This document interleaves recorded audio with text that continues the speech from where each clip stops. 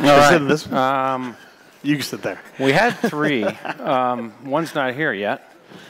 So she might be joining Stacey Bishop. So good day, everybody. I hope everybody's having fun. I'm Reggie Bradford, and I just want to make one quick comment. I was on this stage a year ago, and I lead the startup ecosystem activity around the world for Oracle.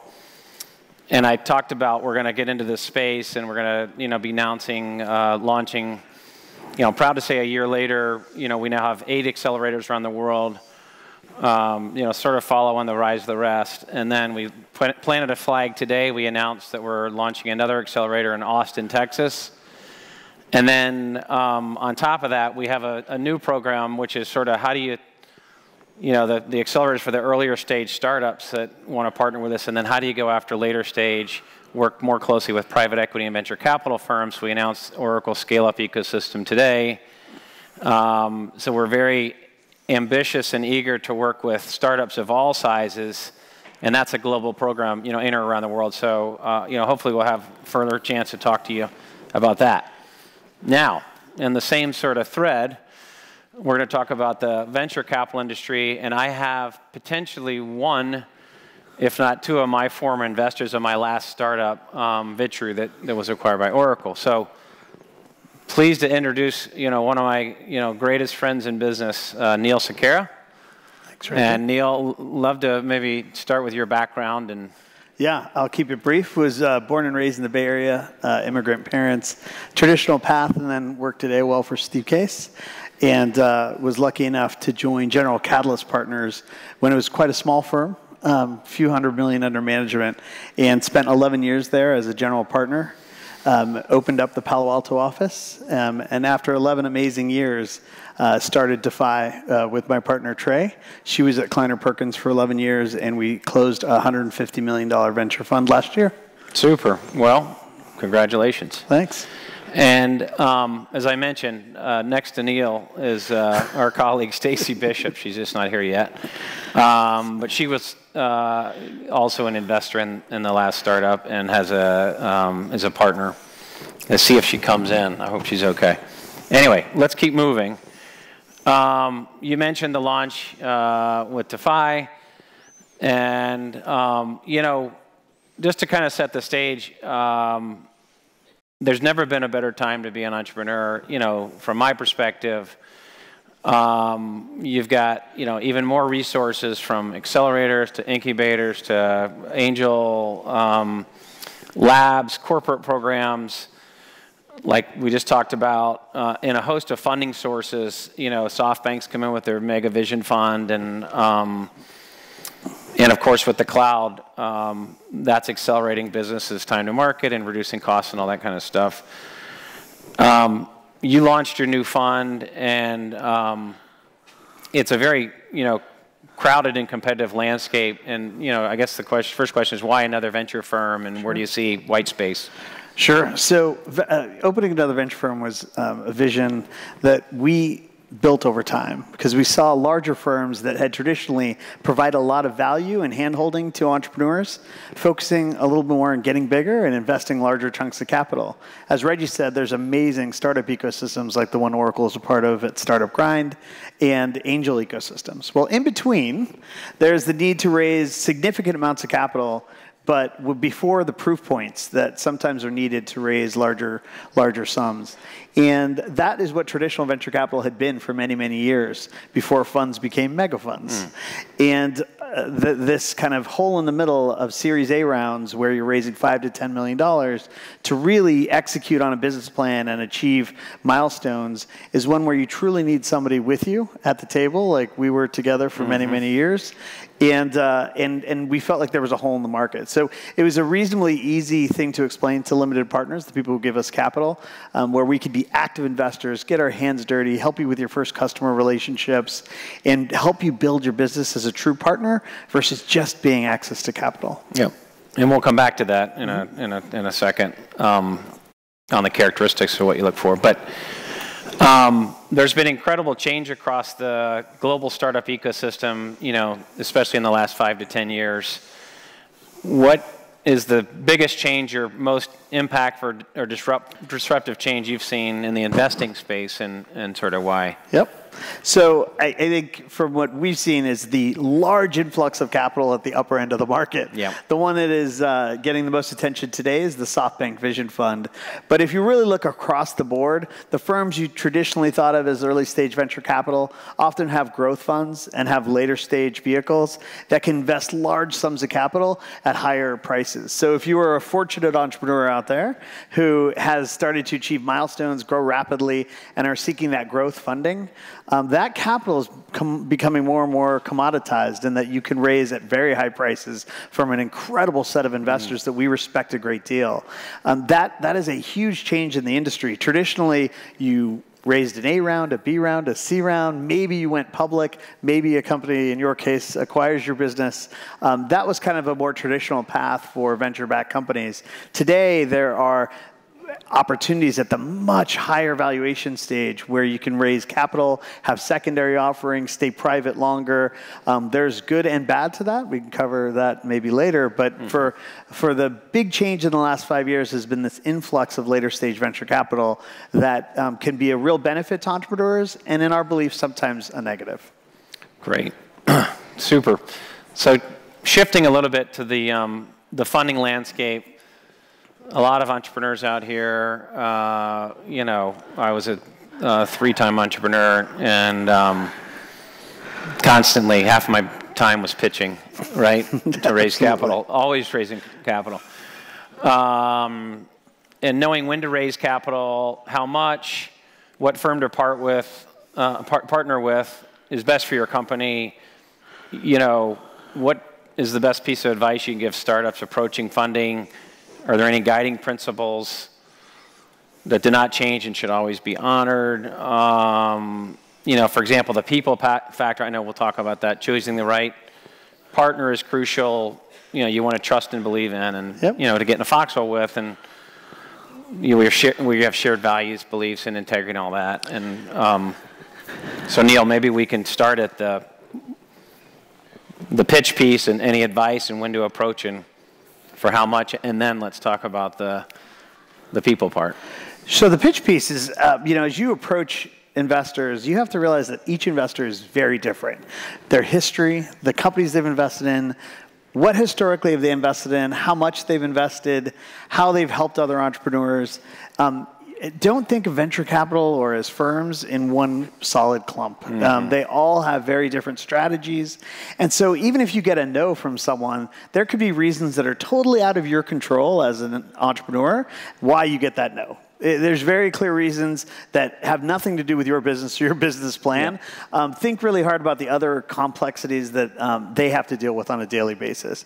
It leads to probably the second part of your question, which is an interesting one. Reggie and I were lucky enough to be in business now 18 years, multiple times. The first investment, successful exit.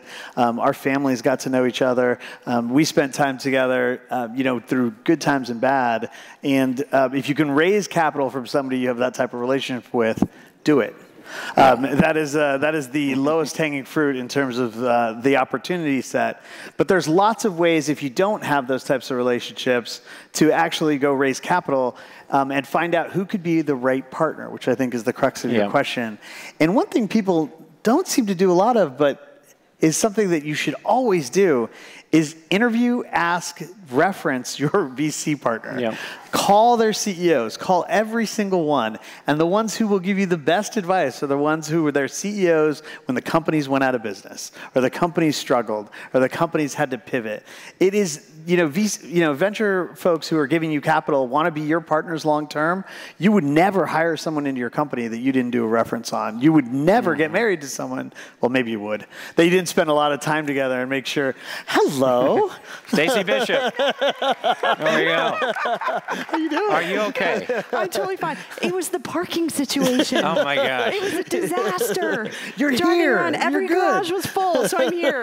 10 minutes left to go. It's called Uber. I've never done this before. This is the first, so sorry. So the good news is we were just talking about how you partner, how do you identify a venture partner as you think about capital, and why, what you could do to find the right partner. I I said maybe interview people, interview the CEOs who they've been back before, et cetera. Maybe some other tips. Yeah, I mean, I think one thing is sometimes companies don't go out and talk to VCs until they're ready to raise money. I mean, that's what we did with you, but I think it's much better if they can get to know them a year in advance, even 2 years in advance, well before they need money, so that you get to build that relationship and start to build that trust. Because what we're seeing in the market right now is the really good investments, they happen so quickly, and sometimes you only have a week or two to make a decision. And sometimes it works, but it can be hard. But I think for both parties, it's best to just get to know each other. And also, yeah, I mean, like you said, do the references. Talk to people who've worked with that person before, because it is all about the people. Absolutely. I just want to make another, just my comment, you know, from the entrepreneur side, and just to sort of make it personal, because we went through his experience. You know, when I was looking to form my next startup, and had a number of venture firms that approached me about funding that. This is 10 years ago. So that was a very fortunate position, but I first met with Neil, well, his new firm. We worked together in the former firm, and I met his partners, and they had a very dedicated focus to the entrepreneur. It was very, very distinctive to me, as opposed to sort of the numbers on a spreadsheet. And I was attracted to that, because things hit the fan, and they will hit the fan. And you want to have somebody that you want to get in a foxhole with that basically says, I'm backing you as the entrepreneur to, figure that out, not the numbers on the spreadsheet or, even the original business model. So we chose a firm that, and Neil's also, brilliant on the product strategy, so, at that stage. And then when we went for expansion, we were looking for a firm that we felt could really help us develop our, we're growing very rapidly. We're trying to track SaaS metrics, and, we wanted to go after a venture firm that had really strong credibility and capability in the SaaS space and had, big multiple exits, and that's where Stacey's firm partnered with us and, provided a tremendous amount of value. So I think that would be my advice, is find the right firm if you can. And get people that you want to, that you want to be friends with, and align on that. Absolutely. Anyway, okay. Maybe we can go to Stacey on this next one. Maybe from your perspective, what do you see out there technology-wise that sort of excites you, has the most potential for emerging companies to disrupt and find success? Yeah, I mean, so I know this is a general theme that everyone talks about, but we're just seeing where AI is emerging in all kinds of applications. And it's AI, and I like to say that it's not, I mean, it's more machine learning and working with people. Like, for example, we led an investment in a company called Textio, which is called augmented writing. And what it is it's computers helping us write specifically in business situations. So it's telling you which words to use that are best to enable the best outcome. And so we're just finding that again and again, where there's some AI layer, whether it's in digital marketing and telling you which leads to follow. There's many applications of it. So it's a broad horizontal trend, but we're just seeing it across a number of different applications. Super. Neil? We tend to think more about industries. And right now, where we've made our first 5 investments out of the fund have been in industries that have really lacked innovation. And so there was a first version of the web that actually transformed a lot of businesses. So real estate being an example, where 20 years ago, 0 leads came online. Today, the average real estate agent gets 90% of their leads online. So they've gone through this first version of data collection and information, but the industry is still pretty much the same as it was 20 years ago. And so we've made investments in industries like that and logistics and security that have tended to be legacy areas that need innovation, but have actually already slightly transformed, but haven't captured the whole gamut of what you can use software and technology to really increase your business rapidly. And so those are more industry focused versus specific technology areas. Okay, super. Next area, I'm going to skip around, but I use this term a lot, the pivot, and a lot of people do. I'm not the first. Probably the most crucial time for a startup is knowing when and how to pivot. And, I sort of say I did that in all three of my startups, and in many respects, we did. We definitely did in Vitru. Definitely. We just invested after the pivot when it was all great. Exactly. Smart time. As far as you know. No, but it's really hard stuff. You got to hunker down and have tenacity. We went through this incredible transition, I guess, from sort of late '07 to '09, and we pivoted our business. The first space we were in was very different than where we ended up. Yep. Anyway, maybe from your perspective, and then Stacey, any sort of comments on the topic as well, what you see.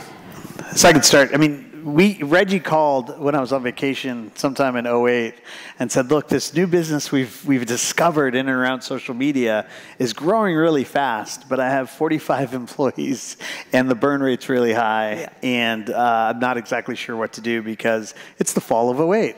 And that wasn't, for those of you who remember, a really great time to raise additional capital. And, you put your trust in an entrepreneur.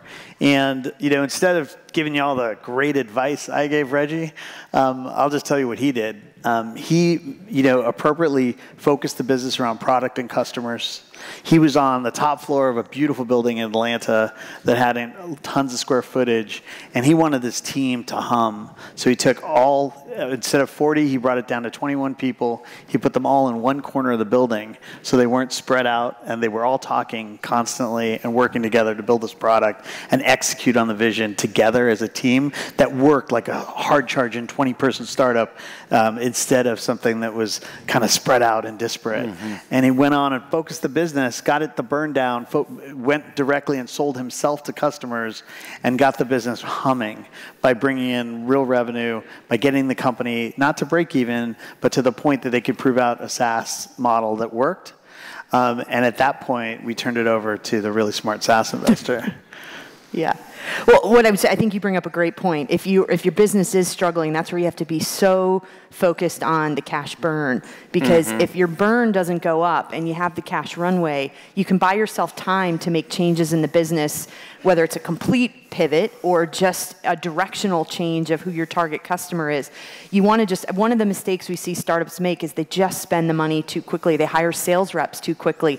If you think you've got a product ready in market, try selling it yourself. Maybe have one salesperson until you get liftoff, because we've seen too many false starts, and then you don't have the chance to get yourself straight. And from our perspective, we're hoping, like we said, to invest after the pivot, but it happens. Yeah. No, that's great. And from my perspective, it was nice to have Neil basically to guide me on, where we really needed to cut costs, and because it's not always clear. Right. So, and you had a personal relationship with every one of your employees, as you still do. It's a really hard thing to do. Yeah, it was. I had to stop talking about my wife about it. Make her sad. Anyway, we got through it. Happy ending. We are almost out of time. Maybe Stacey and then Neil, any sort of parting comments or any kind of advice that you'd like to leave around this topic for the, many people that are entrepreneurs out there today, or the audience? Sure. I mean, this is a little off topic, but when I think about it, just when you're doing your startup, I think you have to think about your culture of your company really early. It's been said it can be set by 50 employees. So those first 10 hires, I think it really is all about the people that you bring on board, that you bring people you enjoy working with, and that you're nimble and you open-minded to new things. People wear lots of hats. I think it's such a critical time at that stage, and you want to have the right team around you. I think when you think about the fast-changing VC landscape, just to be slightly contrarian, as entrepreneurs, think about long-term. There will be days the market goes down, the Bitcoin falls, that your friend is having a bad day. Those are days that will last, and you'll forget about them 10, 15, 20 years from now, because you hired the right people, you treated them with respect, you made great relationships with your investors, your friends, and your family. You treated customers the way customers should be treated. You focused on the long term. And I think in today's world, people really tend to focus really shorter. Yeah. And the reality is that if you're treating the folks around you and your constituents with the care and respect that you'd want to be treated with, it's okay when you have turbulent markets and then there's ups and downs. I just focus on the really long term and when you build your companies. Okay, and I would just say, as a startup founder and raising capital, you have to kiss a lot of frogs to find a prince and a princess, and you're going to get knocked down a lot. And it's running a startup, it's like life. You're going to have problems, and you're going to have challenges, and you got to get up, and you got to go fight another day. And so, my advice is, they're going to get doors thrown at you. Why you can't do it? That's a little bit part of the job, but you got to stay focused and keep getting up. So anyway, that's all we have time for. I hope you have a tremendous conference, and thanks for your attention. Thank you. And thanks, Stacey and Neil. All right.